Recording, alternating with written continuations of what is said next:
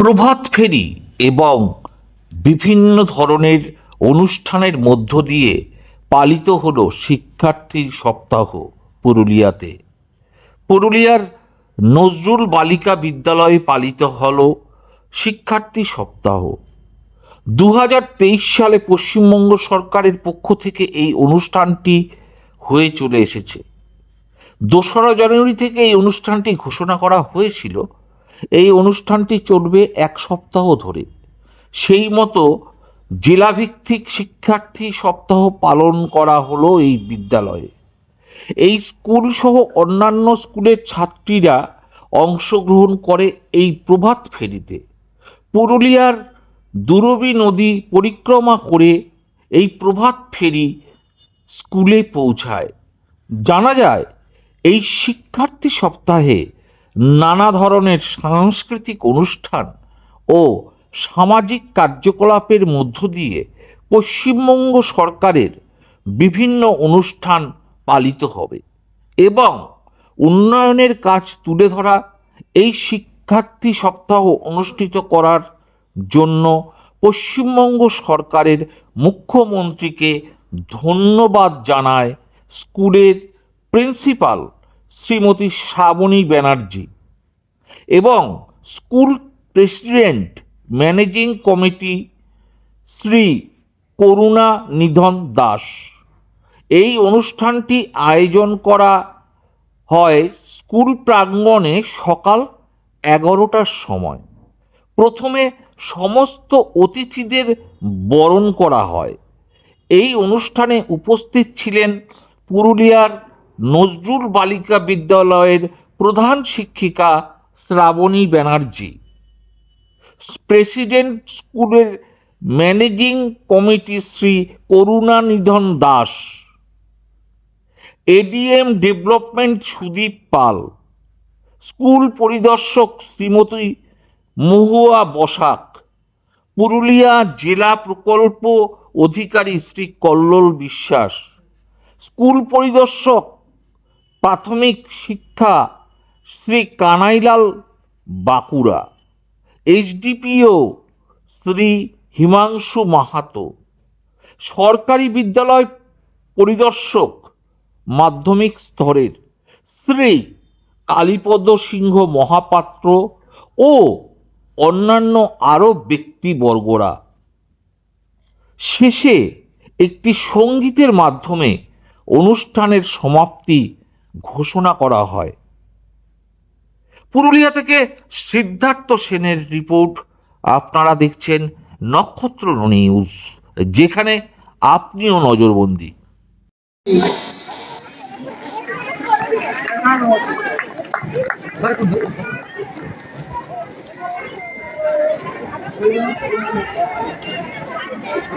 এবারে আমরা বরণ করে নিচ্ছি মাননীয় শ্রী কালীপদ সিংহ মহাপাত্র মহাশয়কে, এআই পুরুলিয়া।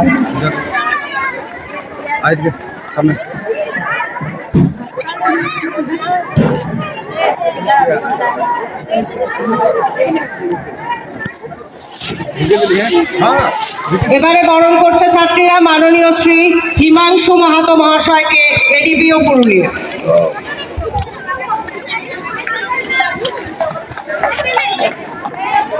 এবারে ছাত্রীরা বরণ করে নিচ্ছে মাননীয় শ্রী দেবব্রত মাহাতো মহাশয়কে, পেডাগজি কোঅর্ডিনেটর পুরুলিয়া।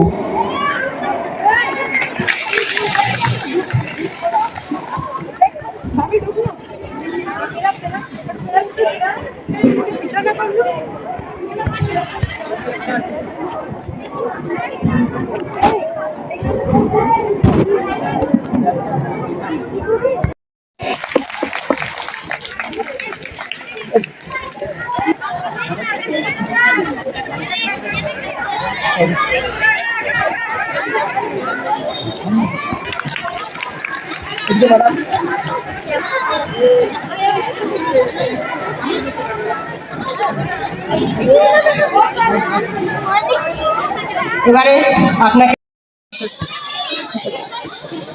তোমাদের উদ্দেশ্যে যেটা বলার, আমি খুব সংক্ষিপ্ত সেই বিষয়টা হচ্ছে, তোমরা একটু করে চুপ করে বসো। তোমরা দেখো, আমাদের পশ্চিমবঙ্গ সরকার, আমাদের মাননীয় মুখ্যমন্ত্রীর উদ্যোগে আমাদের 2023 সাল থেকে আমাদের পশ্চিমবঙ্গে যে শিক্ষার্থী সপ্তাহ, অর্থাৎ নতুন বছরের যে নতুন ক্লাসে ওঠা, শ্রেণীতে ওঠা প্রত্যেক ছাত্রছাত্রীকে আমাদের স্বাগত জানানোর জন্য এই সপ্তাহটা আমাদের পশ্চিমবঙ্গ সরকার চালু করেছে 2023 সাল থেকে, প্রত্যেককে উৎসাহ দানের জন্য। আমাদের যে বলার বিষয়টা সেটা হচ্ছে, দেখো আমরা এখানে যারাই উপস্থিত আছি, তোমরা আছো, মঞ্চে আছে, আমরা সবাই কিন্তু সাধারণ পরিবারের সদস্য। আমাদের একমাত্র অস্ত্র আমাদের শিক্ষা। আমরা ভালোমতো শিক্ষা গ্রহণ করে আমরা আমাদের যে উন্নতি, জীবনের উন্নতি, সেই জীবনের উন্নতিটাকে ঘটানোই আমাদের একমাত্র লক্ষ্য হবে। আমি প্রথমেই যারা ছোটরা আছো এবং আরেকটু যারা একটু ছোটদের থেকে বড়, প্রত্যেককে আমি তোমাদেরকে উপদেশ বলো, অনুরোধ বলো, প্রত্যেককে আগে প্রথমে তোমরা যে খাবার আমরা যে প্রত্যেক দিন যে খাই, সেই খাবারের বিষয়ে নজর দাও।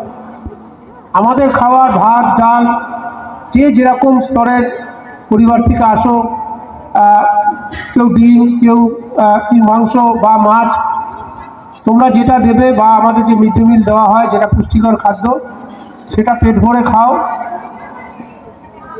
আমার একটা জাস্ট উদাহরণ, যে এখন পৃথিবীতে বিভিন্ন সময় যে আমাদের যে রোগ, সেই রোগের উৎস কিন্তু আমাদের খাদ্যাভ্যাস থেকেই অনেকটা হচ্ছে।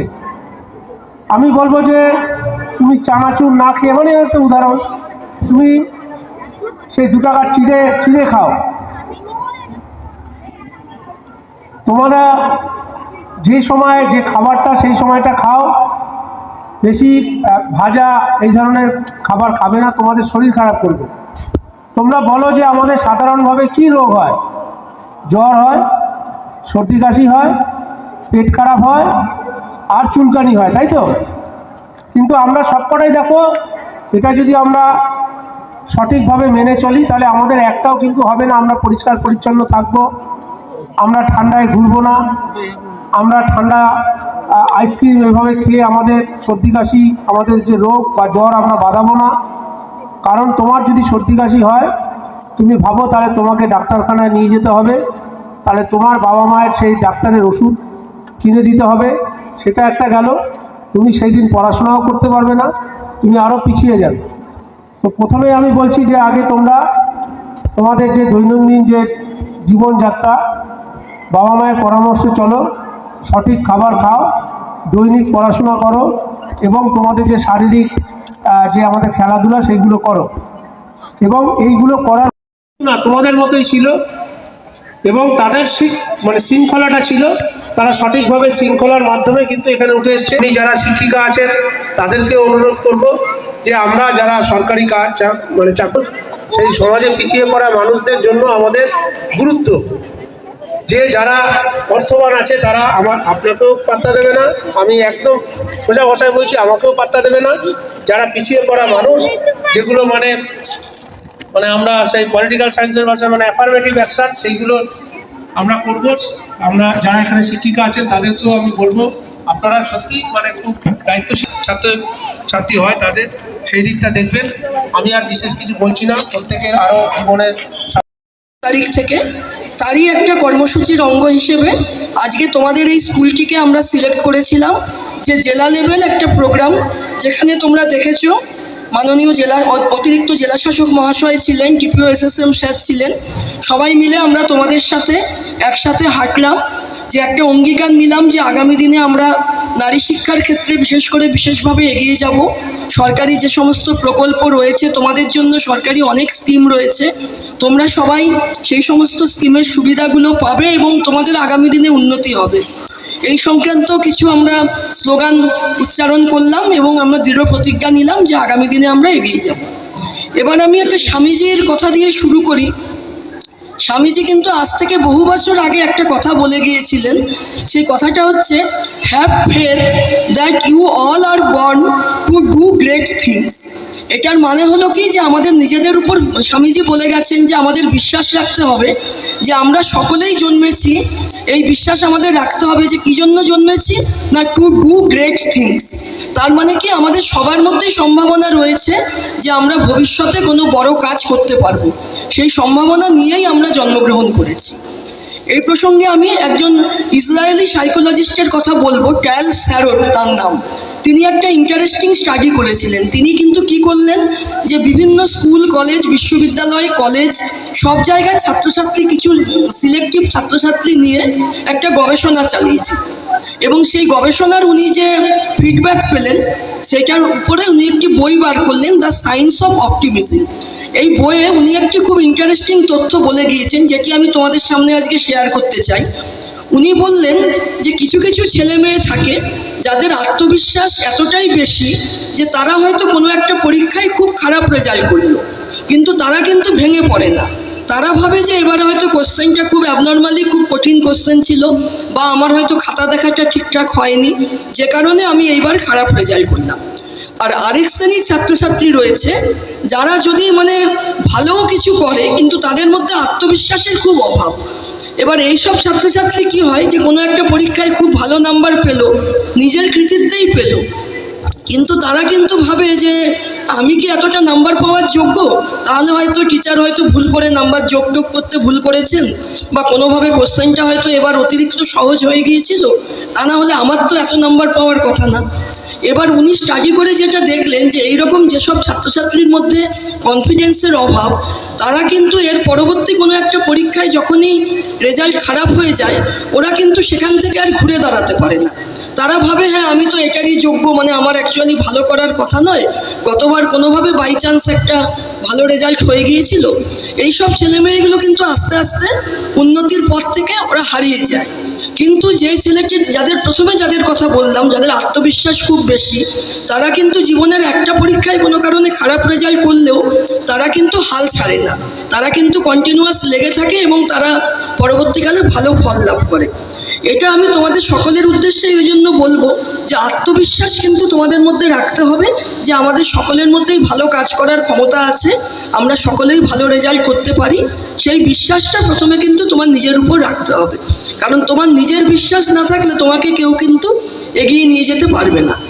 এবার শুধু কি বিশ্বাসটা থাকলেই হবে? তোমার আত্মবিশ্বাস থাকলো যে আমি ভালো রেজাল্ট করব, কিন্তু ওই বিশ্বাস নিয়ে তুমি বসে রইলে, যে তুমি পড়াশোনা করলে না, পড়াশোনার প্রতি মনোযোগী হলে না, তাহলে কি তোমরা ভালো রেজাল্ট করতে পারবে? সেটাও হবে না। তাহলে বিশ্বাসটা যেমন দরকার, তার সাথে সাথে কিন্তু তোমাদের মনোযোগ, এটা কিন্তু পড়াশোনার ক্ষেত্রে একটি অত্যন্ত গুরুত্বপূর্ণ জিনিস। এখনকার অনেক বাচ্চাই আছে, আমরা নিজেদের ঘরেও দেখছি, বা টিচারদের কাছেও শুনি, বা সমাজের বিভিন্ন লোকের কাছ থেকে শুনতে পাই, যে পড়াশোনার সময় হয়তো পাশে তোমরা এই মোবাইলটি নিয়ে বসলে, এবার দু লাইন একটা পড়ায় মন দিলে, হঠাৎ একটা টুং করে মেসেজের আওয়াজ এলো, এবার সাথে সাথে কি হচ্ছে, তোমাদের অ্যাটেনশনটা ডাইভার্ট হয়ে যাচ্ছে। সঙ্গে সঙ্গে মোবাইলটা খুললে যে কে কী মেসেজ করলো, বা তার সাথে সাথে আবার কিছু সোশ্যাল মিডিয়া স্ক্রল করলে। এই যে ব্যাপার, যে মনোযোগটা নিয়ে তোমরা পড়তে বসেছিলে, সেই মনোযোগটা কিন্তু হারিয়ে যাবে। এবার অবশ্যই যে একটানা পড়াশোনা করার মাঝে কিছুক্ষণ একটু কোনো রিল্যাক্সেশন, একটু ভালো গল্পের বই পড়া, বা হয়তো মোবাইল দেখলে 10-15 মিনিট, কিন্তু পড়ার টাইমে কিন্তু কোনোভাবেই সঙ্গে মোবাইল নিয়ে তোমরা বসবে না। এটা তোমাদের কাছে আমার আবেদন রইল। কারণ মনোযোগটা তুমি, যেটা স্বামীজিও বলে গিয়েছেন, যে যখন যে কাজটা করবে তোমাকে ওই কাজটাতেই 100% অ্যাটেনশন দিয়ে কাজটা করতে হবে। তার মানে আমরা যখন পড়াশোনা করব, আমরা পড়াশোনার দিকে আমাদের 100% অ্যাটেনশন থাকবে। এই যে তোমরা কালচারাল একটু পরে পারফরমেন্স করবে, যে কালচারাল অ্যাক্টিভিটিসের মধ্যে যখন নিয়োজিত থাকবে, তখন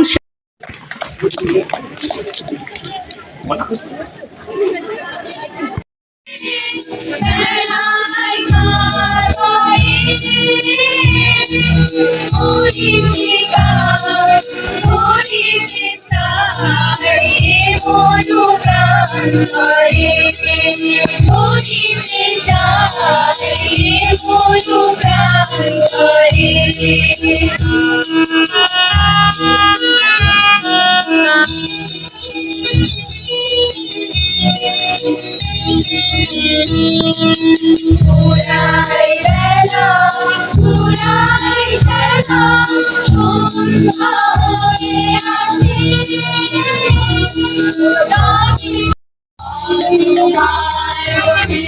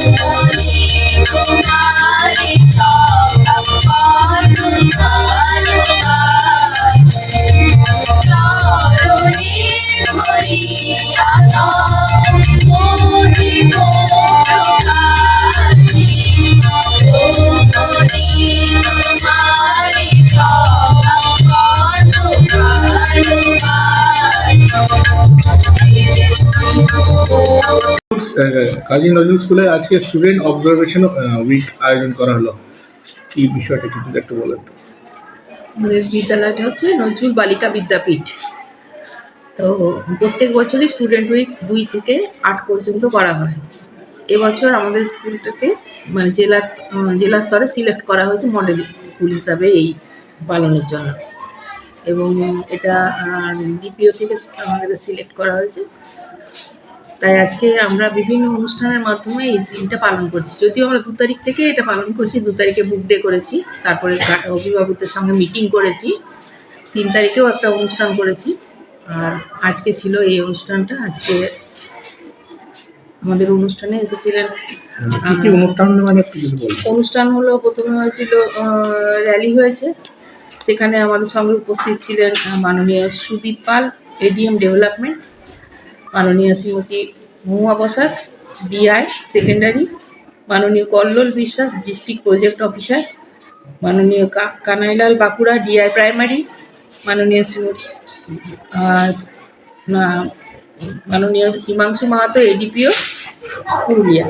ইনারা সব উপস্থিত ছিলেন এবং আমাদের সঙ্গে হাঁটেন রাস্তায়, এবং আমাদের সব টিচাররা, তার সঙ্গে সমস্ত স্টুডেন্টরা ছিলেন আমাদের সঙ্গে সভাপতি, পরিচালনা সমিতির সভাপতি শ্রীযুক্ত করুণানিধান দাস মহাশয়।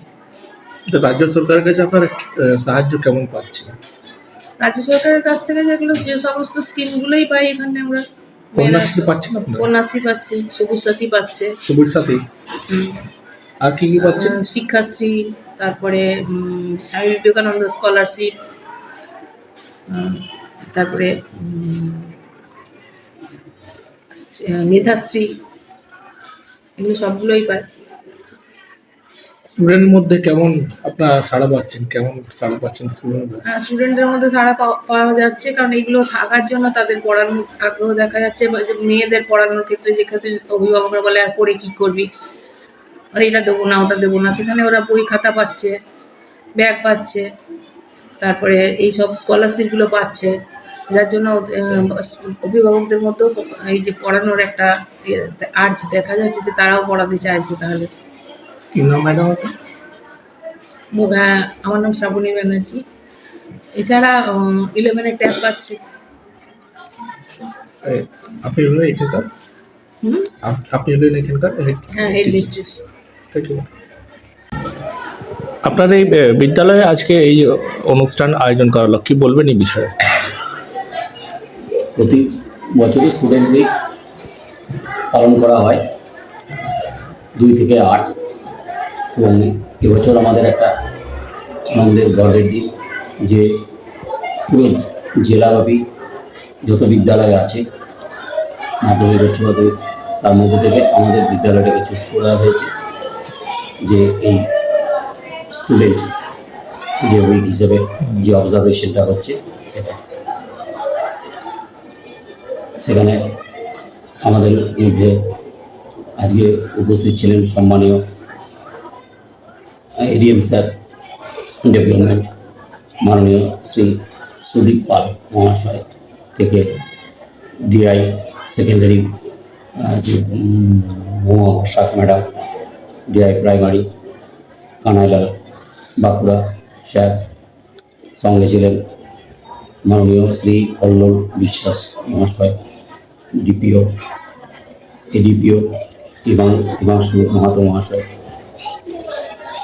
এখানে কোন কোন স্কুলের মানে কি কি ক্লাস, মানে কোন কি কি ক্লাস 5 থেকে আছে কি এটা? 5 থেকে 12 পর্যন্ত আছে আমাদের। 12-এ শুধুমাত্র আর্টস আছে। আর্টসের মধ্যে শুধুমাত্র যে সাবজেক্ট হিসাবে সায়েন্সের সাবজেক্ট হিসাবে যেটা থাকে ম্যাথামেটিক্স, সেটা আমাদের আছে, কিন্তু সায়েন্স স্ট্রিমটা নেই। কি নাম স্যার আপনার?